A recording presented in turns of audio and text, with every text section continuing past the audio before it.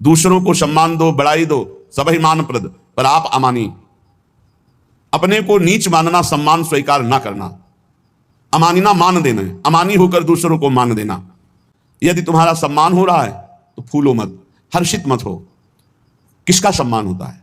अगर हम भजन कर रहे हैं, हमारे को कोई भजनानंदी मानकर सम्मान करता है तो मेरे गुरुदेव को कर रहा है, वेश गुरुदेव का, मंत्र गुरुदेव का, कृपा गुरुदेव की, तो मेरे को क्यों प्रणाम कोई करेगा? ये गुरुदेव को प्रणाम हो रहा है, ऐसा सोचना चाहिए। ये श्यामा श्याम को प्रणाम नमस्कार मान मिल रहा है, मेरे को थोड़ी मिल रहा है। जैसे समझा जाए कि हमें लोग प्रणाम करते, तो उतारो कपड़े, फिर पहनो संसारिक कपड़े और देखो तुम्हें कौन प्रणाम करता है। तो तुम्हें जो वेश मिला वो गुरुदेव के द्वारा प्रदत्त, जो मंत्र मिला वो गुरुदेव के द्वारा, जो हमें उपासना मिली गुरुदेव के द्वारा, जो हमें सद्गुण आए वो गुरुदेव के द्वारा। तो जब हमारा सम्मान हो तो हमें ये मानना है ये सम्मान मेरे गुरुदेव का हो रहा है, मेरे इष्ट देव का हो रहा है। और कह रहे अपमान हो, अब जब अपमान हो तब क्या विचार करना है?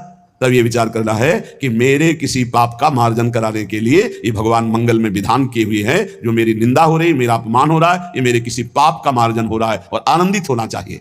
विचार के द्वारा हम मान और अपमान में ना फंसे। ये विवेक एक ऐसी महान शक्ति है जो हमको बचा लेती है मान अपमान से। विवेक जागृत हो जाए सत्संग के द्वारा, शास्त्र स्वाध्याय के द्वारा, गुरुजनों के वचनों पर श्रद्धा विश्वास करने से विवेक जागृत हो जाता है। और जहां विवेक हुआ वो हमें मान अपमान से बचा लेता है। देखो, अगर गलती हो जाती है तो मेरे से, अगर अच्छाई है तो मेरे गुरुदेव की। ये उपासक सच्चे मार्ग में जो चलता है उसके हृदय की गति होती है।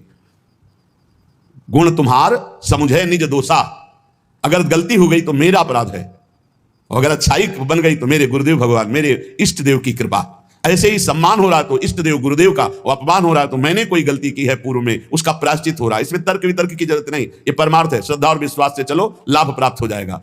मान और अपमान में हम बराबर अपने हृदय को समान रख पावे, हमारे हृदय का आनंद, हृदय का भगवत चिंतन न छूटने पावे, न मान में न अपमान में।